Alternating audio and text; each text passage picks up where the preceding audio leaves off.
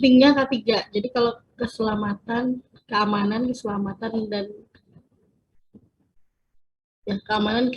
dan kesehatan kerja itu biasanya disingkat dengan yang namanya K3. Kenapa pentingnya K3 di laboratorium? Yang pertama adalah untuk mencegah dampak buruk dari penggunaan bahan kimia berbahaya. Jadi kalau di lab itu udah jelas yang digunakan itu adalah bahan-bahan yang berbahaya. Sudah kemarin kalian disampaikan ya materi dari Ibu Ibu Lisma, ya materi Ibu Lisma terkait bahan-bahan yang eh, mudah terbakar, yang korosif, terus yang yang bisa menyebabkan eh, terjadinya resiko besar jikalau terkena atau terkontak atau terpapar. Saya hidupin aku.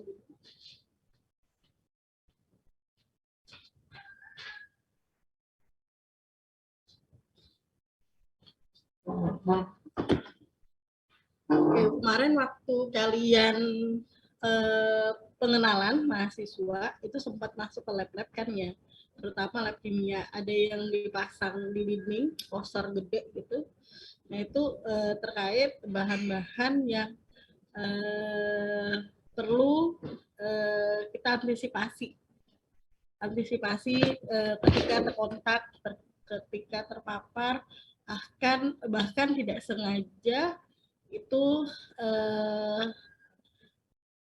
ada pada makanan misalkan ya, kan ada beberapa bahan-bahan kimia yang ada pada makanan, yang ada pada produk farmasi, terus yang tapi biasanya kalau yang ada pada makanan itu terbilang tidak berbahaya, tapi ya bisa menyebabkan resiko karena si dosisnya ini.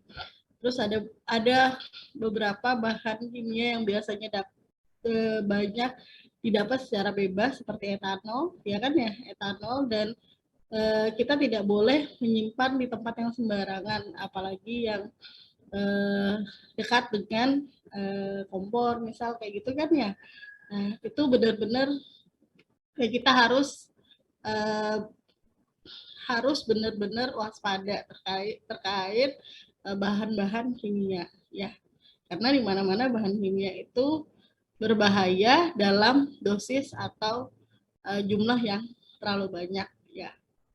Kalau dikatakan berbahaya yaitu ketika melebihi dosis. Kalau misal ada dikonsumsi. Tapi kalau misal yang lain-lain yang toksik, terus yang mudah terbakar, terus korosif dan lain sebagainya, nah itu juga harus diwaspadai juga.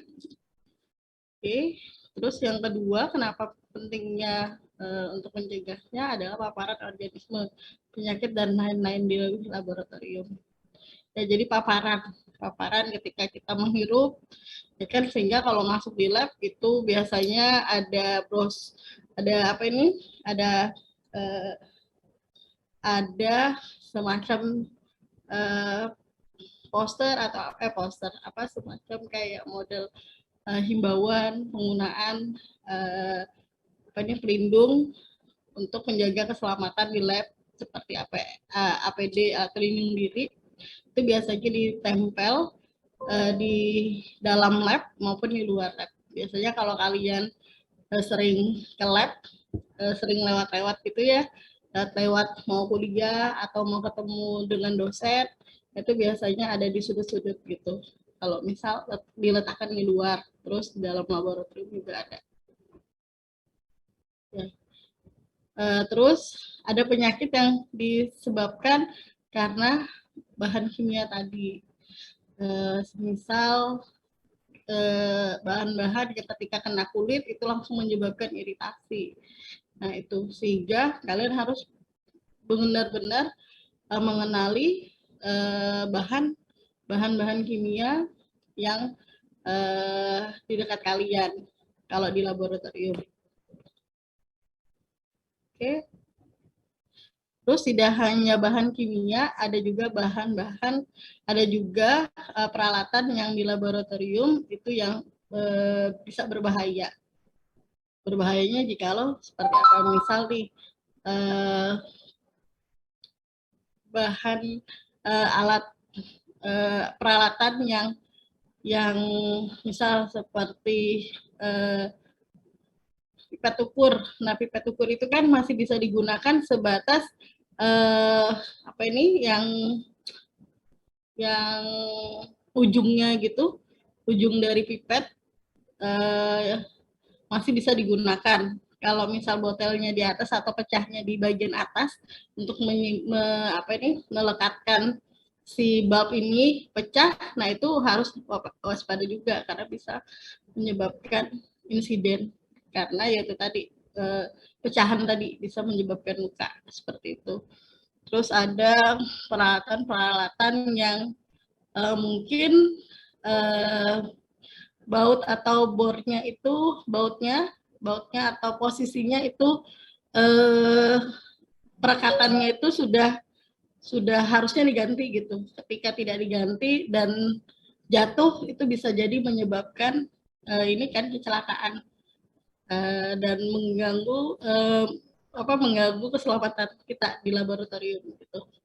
Dan semua penting K3 di laboratorium itu harus dipahami oleh semua karyawan, termasuk petugas kebersihan, terus administrasi pelayanan mahasiswa kalau ada mahasiswa S1, S2 kalau ada dan S3, terus ada peneliti dan pengunjung. Nah ini harus dipahami oleh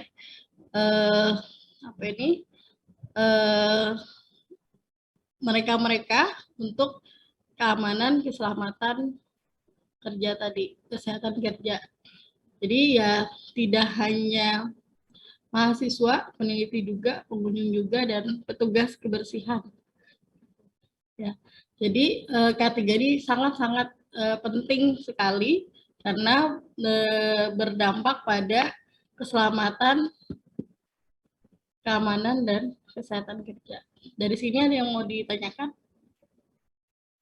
Ya, jadi kalau misal kenapa laboratorium itu berjauhan dengan pelayanan, ya karena ini tadi, karena paparan dari bahan kimia. Jadi kalau misal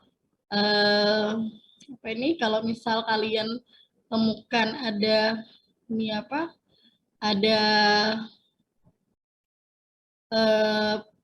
ruangan di tempat sekolah ataupun di tempat kerja kalian terus ada laboratoriumnya itu berdekatan, nah itu biasanya untuk H3 ini benar-benar keamanan, keselamatan dan kesehatan kerja benar-benar diantisipasi jangan sampai ada paparan yang terkena mereka gitu. Dan harusnya idealnya itu harus jauh, tidak boleh berdekatan. Oke. Apa sih definisi dari keamanan? Ya, ketika kita bicara K3, kita harus tahu apa sih keamanan itu. Keamanan adalah faktor yang seharusnya menjadi perhatian yang paling besar dalam kegiatan di laboratorium. Syarat keamanan di laboratorium itu bertujuan untuk melindungi baik yang bekerja di laboratorium itu sendiri maupun untuk keamanan sekitar lingkungan. Ya, jadi kalaupun misal nih lab kita itu tuh ada di sekitarnya, terutama lab kimia ya, di sekitarnya ada yang penjual apa segala macam. Nah, untuk keamanan dari penggunaan bahan kimia itu benar-benar harus steril dalam artian steril dari terpaparnya orang lain gitu. Jadi kalau misal kita mengerjakan, mereaksikan apa segala macam, itu tidak boleh di luar dari laboratorium. Kan biasanya ada yang mengerjakan di depan, begitu itu tidak diperbolehkan. Harus di dalam semua, terus sirkulasi udaranya antara masuk dan keluar itu harus bagus, harus baik. Terus ada pengerjaan-pengerjaan yang menimbulkan bau-bau yang kurang sedap dalam artian reaksinya harus dilakukan lemari asam, kita lakukan lemari asam dan buangannya ya biasanya kalau lemari asam berarti dia menyedot bau-bau dari si senyawa-senyawa kita ya tadi. Nah itu harus benar-benar dikeluarkan itu di udara dengan dengan pipa atau pembuangan yang tinggi gitu, supaya orang yang di sekitar kita, tempat laboratorium kita, baik itu fakultas lain ataupun rumah-rumah makan begitu, tidak ikut terpapar. Ya, jadi syarat dari uh, laboratorium jikalau ada di lingkungan kampus dekat dengan warung misal ya, tempat makan dan lain sebagainya, nah itu benar-benar harus diperhitungkan kembali terkait keamanan dari si laboratorium tadi, tempat praktek kerja, supaya tidak terpapar ke yang lain-lain gitu, ke manusianya, hewannya, kan ada hewan di sekitar kita juga kan yang ikut terpapar dari dari perlakuan kita di laboratorium. Jadi tidak hanya manusia, hewan pun juga ikut ikut serta dalam keamanan tersebut.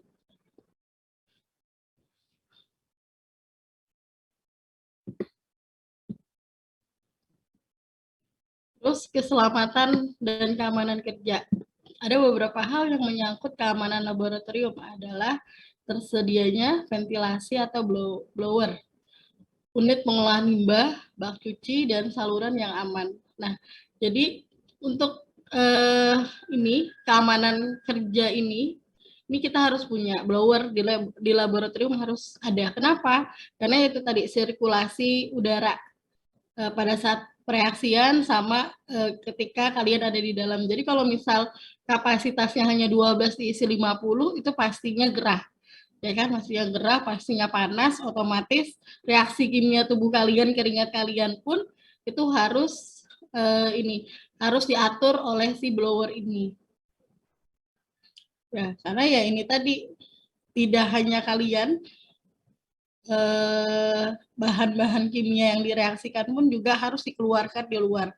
Jadi sirkulasinya harus, yang masuk sama yang keluar itu seimbang. Terus unit pengolahan limbah. Jadi limbah-limbah yang dihasilkan dari proses perlakuan praktikum itu harus dibagi antara yang senyawa organik dan anorganik.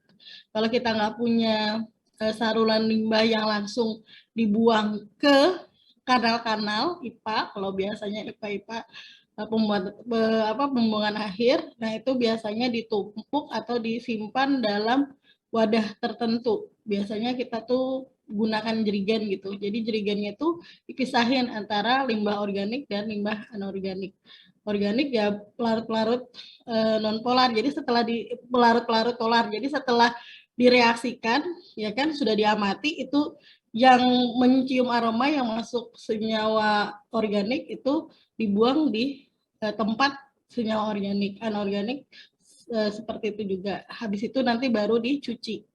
Gitu. Jadi tidak langsung dibuang serta merta di wastafel kalian, tapi dipilah-pilah dulu. Oh ini senyawa-senyawa organik, ya udah kita simpan di di tempat-tempat yang khusus untuk senyawa organik. Senyawa-senyawa anorganik pun sama seperti itu. Terus pecahan, misal nih ada pecahan-pecahan yang diakibatkan dari perlakuan kalian, biasanya ada yang pecahin tidak sengaja, pecahin corong pisah, pecahin Erlenmeyer, pecahin pipet. Nah itu ketika ada pecahan itu, nah itu dimasukkan di sampah khusus untuk pecahan-pecahan tersebut. Jadi tidak menyebabkan bahaya bagi kalian. Gitu. Sampel, misal sampel-sampel, ada sampel medis dan tidak medis gitu. Yang medis itu biasanya darah apa segala macam, ya kan itu disimpannya satu wadah juga. Jadi nggak boleh dicampur. Nih, bak cuci dan saluran yang aman. Nah, ini yang dimaksudkan seperti itu tadi. Terus pintu masuk dan keluar, itu sebenarnya cukup luas. Jadi pintu masuk dan keluar itu harus berbeda. Tidak boleh satu pintu masuk sama pintu keluarnya sama. Ya, dia harus berbeda. Mengarah dan membuka keluar, sehingga bila terjadi keadaan darurat, orang dari dalam dapat dengan mudah keluar tanpa hambatan. Ya, jadi kayak pintu kalian di rumah. Jadi kalau misal kalian punya rumah cuman ada pintu satu-satunya, berbahaya kan ya. Kalau misal ada kebakaran itu yang letaknya di depan di ruang tamu, itu kalian larinya kemana? Ke atap kan ya? Ya, keluar. Nah, kalau misal ada 2 pintu kan jelas bisa keluar pakai pintu yang lainnya. Sama di laboratorium juga seperti itu. Biasanya ada 2 pintu. Kalaupun misal ada 1 pintu, nah itu benar-benar pintunya tuh yang space-nya tuh besar. Yang muatnya mungkin sampai 3-4 orang gitu.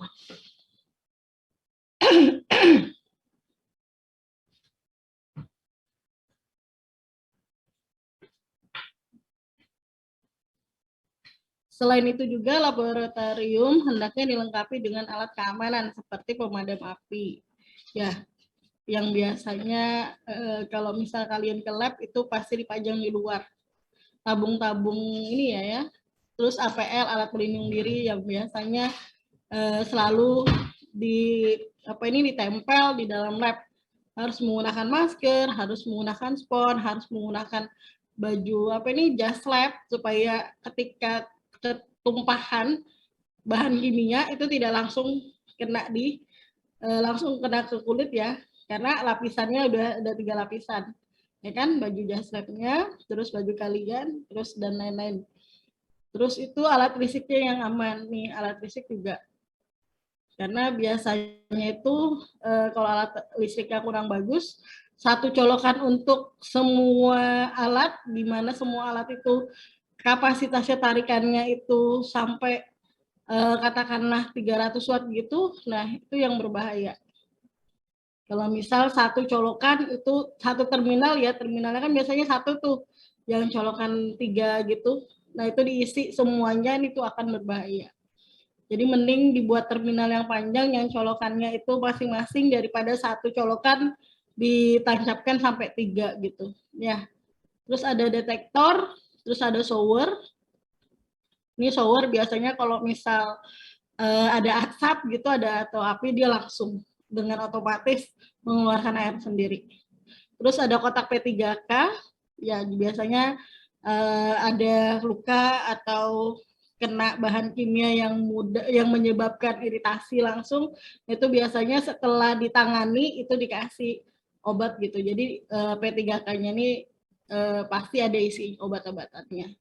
Tidak hanya obatan yang diakibatkan dari paparan oleh bahan kimia maupun alat yang pecah tadi yang saya bilang, tapi ketika kalian seketika menghirup paparan dari si etanol atau kloroform tiba-tiba langsung pusing, nah itu biasanya eh, ada kayak model minyak angin dan lain sebagainya. Terus misal mata ini kena apa ya, kalau misal biasanya itu kalau misal mereaksikan yang pekat-pekat itu seketika gasnya itu, kalau misal ini ya, makanya kalau mereaksikan itu harus jauh-jauh, nggak boleh dekatan kayak gitu, karena bisa jadi gasnya itu bisa kena ke mata gitu. Mata maksudnya seperti keringat gitu kan, keringat kalau netes jatuh ke mata itu pedis kan. Nah sama halnya dengan ketika kalian mereaksikan dan ada gas yang dikeluarkan tiba-tiba langsung kelipan mata kayak gitu, nah itu biasanya kita nyiapin pencuci setelah ditanganin itu langsung dikasih pencuci untuk mata gitu, kayak model seperti orang pakai kontak lens ya kan, setelah digunakan itu biasanya ada ininya, ada ada air gitu untuk bersihkan, tapi khusus gitu, airnya khusus untuk mata gitu, dan serta peralatan keamanan khusus lainnya.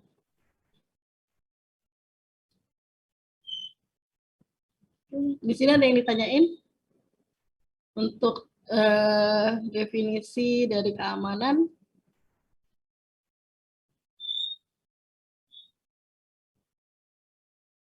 Oke, nggak ada ya. Saya lanjut ya.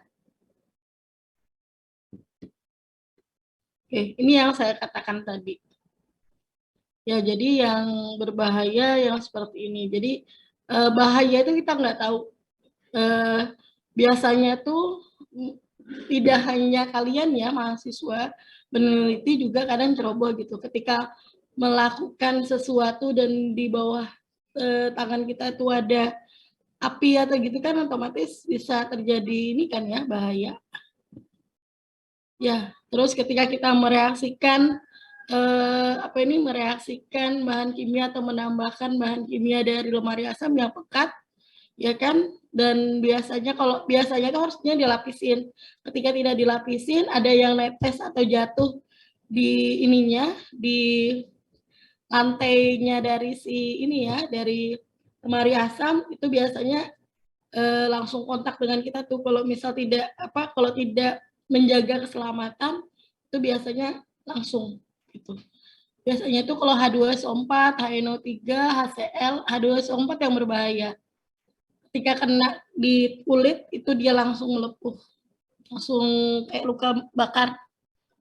Kalau HCl itu sama sih, cuman lebih berbahaya tuh H2SO4 itu sampai bolong bisa, pakaian itu bisa bolong. Jadi biasanya kalau misal ngambil yang pekat-pekat itu laboran itu pasti siapkan lap kasar, lap halus yang biasanya dikasih dari fakultas kan ada kan ya, lap halusnya yang kuning, lap kasarnya itu yang warna abu-abu gitu. Itu supaya ketika kalian ngambil kalian pipet, kalian pindahkan ke labu takar atau gelas kimia, terus ada yang nempel di ini ya, nempel di pipet ukurnya itu, nah itu biasanya tetesannya itu yang bisa menyebabkan terjadinya kecelakaan kerja. Yaitu tadi kena H2SO4 dan lain sebagainya. Itu yang lemari asam tuh biasanya kayak gitu, asam-asam yang pekat. Nah ini salah satunya contohnya seperti ini. Jadi ketika mengerjakan itu benar-benar dilihat, jangan asal kerja aja gitu. Kalau misal ada pemanasan, misal nih kalian mau melakukan destruksi di lemari asam dengan hot plate, terus tiba-tiba di sebelah kalian itu ada asam-asam pekat yang lain yang mudah terbakar dan itu tidak disingkirkan, maksudnya dikeluarkan, nah itu bisa jadi bahaya dari ketidakcerobohan kita, bahaya dari kecerobohan kita itu bakal terjadi. Itu intinya, apalagi yang senyawa-senyawa atau bahan kimia yang mudah terbakar. Jadi kalau misal mau gunakan panas gitu kan, menggunakan hot plate atau reaksinya harus dibakar gitu, pastikan tempat yang digunakan itu jauh dari bahan-bahan kimia yang mudah terbakar. Seperti itu. Jadi ya bahaya itu bisa muncul ketika kita tidak benar-benar tidak memperhatikan dengan baik atau teledor, seperti itu. Keselamatan dan keamanan kerja itu difilosofikan sebagai suatu pemikiran dan upaya untuk menjamin keutuhan dan kesempurnaan baik jasmani maupun rohani tenaga kerja pada khususnya dan manusia pada umumnya. Perkembangan pembangunan setelah Indonesia merdeka itu menimbulkan konsekuensi dari meningkatnya intensitas kerja yang mengakibatkan pula meningkatnya resiko kecelakaan di lingkungan kerja. Ya, sekarang jam kerjanya tidak hanya dosen kalian, orang tua kalian di rumah pun untuk intensitas kerjanya itu sudah cukup panjang ya, sudah panjang. Terus apalagi kalau misalnya ada tugas tambahan, jam kerjanya pun pasti meningkat, ya kan? Karena ya itu tadi, hal tersebut juga mengakibatkan meningkatnya tuntutan yang lebih tinggi dalam mencegah terjadinya kecelakaan yang mereka ragam untuk maupun jenis kecelakaannya. Ya. Jadi keselamatan dan keamanan kerja tidak hanya di laboratorium, di rumah kalian juga bisa terjadi, di jalan pun juga iya. Ya, karena ya itu tadi jam kerjanya meningkat, ditambah lagi tugas tambahan, ya kan? Kalau di kantor ada tugas tambahan, ada selain dia jadi selain dia jadi jadi pegawai negeri sendiri, PNS ya kan, kalau PNS jelas pekerjaannya pegawai negeri, tapi dia dibebankan kerja tambahan. Nah, jadi waktu untuk istirahat yang kurang sehingga keselamatan dalam bekerja pun itu harus diprioritaskan. Ya, kalau di lab ya itu tadi resiko-resiko yang menyebabkan terjadinya kecelakaan itu pasti terjadi. Gitu. Kayak kalian nanti sudah praktikum, waktu tidurnya berkurang, ya kan? Waktu tidurnya berkurang, waktu makannya pun juga tidak ada bahkan, ya kan? Nah, sehingga resiko dari kecelakaan itu pasti terjadi. Biasanya tuh mahasiswa kurang fokus gitu.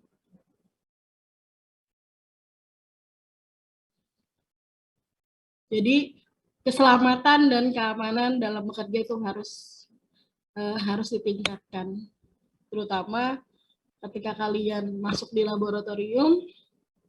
Terus kalau misal kalian kurang tidur dan lain sebagainya, mending kasih ke temannya deh yang mengerjakan. Ya, biasanya kayak gitu. Tergantung kantuk mereaksikan alhasil, ya bisa jadi kena tetesan senyawa-senyawa kimia.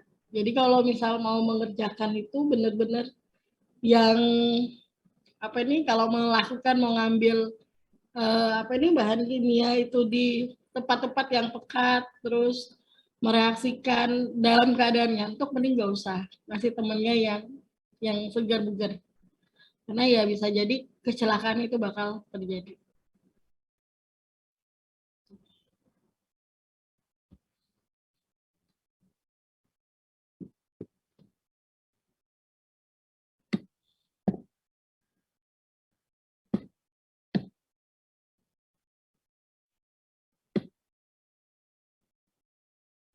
Potensi ancaman terhadap keselamatan dan kesehatan kerja itu berkenaan dengan jarak terdekat dengan ruang kuliah, ruang administrasi, dan ruang pegawai, baik pendidik atau tenaga pendidikan, sehingga beresiko terjadinya gangguan lingkungan seperti bahaya kebakaran dan pencemaran udara. Jadi keselamatan keamanan kerja tidak hanya di laboratorium, di ruang-ruang yang lain, maksudnya di pelayanan juga pasti yang namanya resiko yang terjadi dari gangguan lingkungan tersebut itu pasti ada.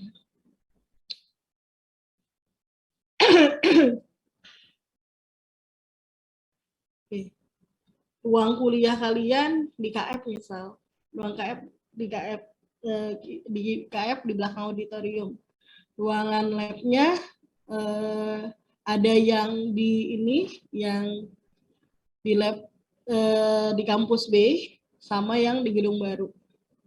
Nah, itu jaraknya paling dekat di kampus B, paling jauh di lab baru. Nah, resiko terjadinya gangguan lingkungan kita nggak tahu, ya, gangguan lingkungan, bahaya kebakaran dan pencemaran udara, terus yang namanya bahaya tidak ada yang tahu, ya. Bisa jadi kejatuhan ranting karena habis hujan, bisa jadi konslet listrik, itu bisa terjadi.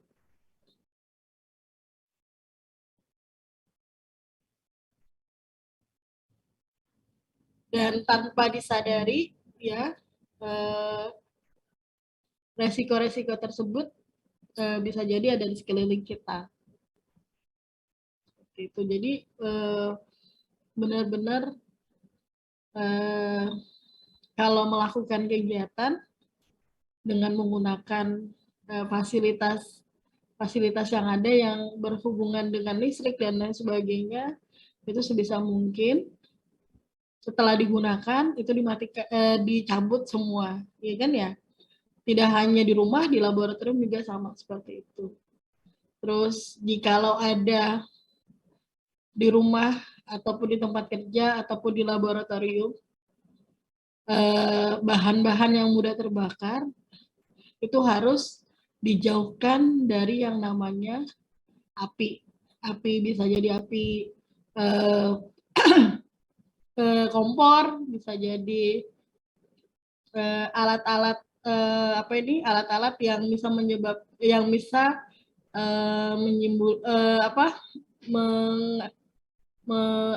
alat-alat yang bisa menimbulkan panas begitu. Menimbulkan panas misal kayak model di rumah nggak punya kompor listrik, punya kompor biasa ya, yang pakai gas, pakai kompor listrik. Nah itu kan kalau misal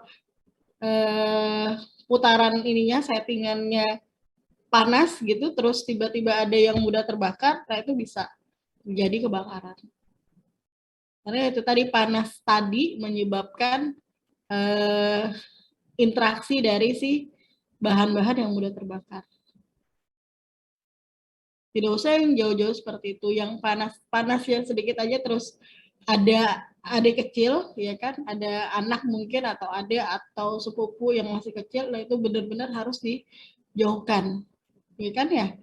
Nah sama halnya kalau di laboratorium sama seperti itu. Jadi kalau misal ada yang bisa memicu panas, memicu terjadinya konsleting listrik, yang memicu adanya kebakaran karena si panas tadi, nah itu dijauhkan. Jadi kalau ini kalau menggunakan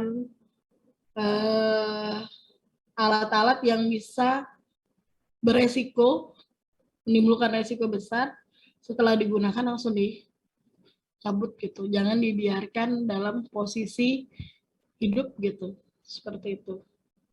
Terus kalau misal di rumah ada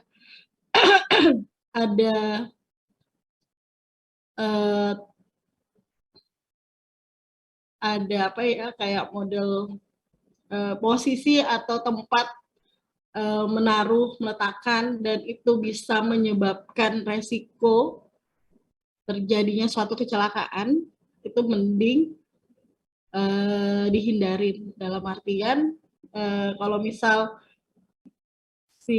biasanya tuh kan tempat yang agak-agak tinggi sih biasanya, kayak model lemari gantung gitu kan, terus ternyata kapasitasnya muatnya 5 kilo, dibuatnya 10 kilo, otomatis kan nggak bisa ini kan ya, kapasitasnya besar, terus muat bebannya dari si lemari tadi itu bisa jadi jatuh kan, dan kalau misal jatuh terus ada orang di bawah, itu bisa menyebabkan resiko dari keselamatan kerja.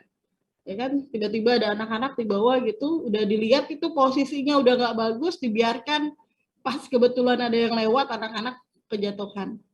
Nah itu benar-benar harus dijaga gitu, tidak hanya itu berpotensi sebenarnya, yang seperti itu tuh berpotensi menyebabkan terjadinya kelalaian dan kelalaian dari kita semua kan.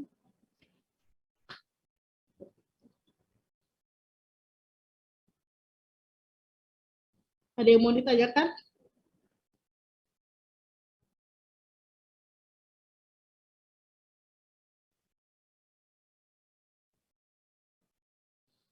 Kalau di laboratorium cuma 3, listrik. Kalau yang di lab ya listrik, terus itu bahan yang mudah terbakar, yang mudah korosif dan sebagainya. Terus itu sama alat. Jadi kalau alat-alat itu yang botol yang udah pecah, itu mending dikembalikan ke laboratorium daripada kalian gunakan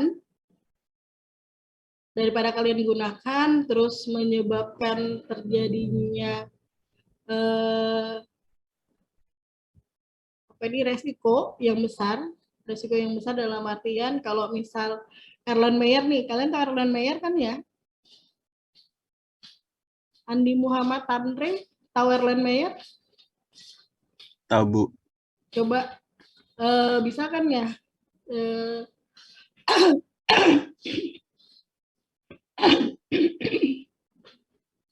Erlen Meyer yang seperti apa? Yang kemarin pas apa ya Bu? Yang uh, Bisa nggak kamu gambar di ini, tunggu Bu. Bisa di Bu? kertas? Bisa Kamu Bu. tunjukkan ke saya Erlen Meyer yang seperti apa?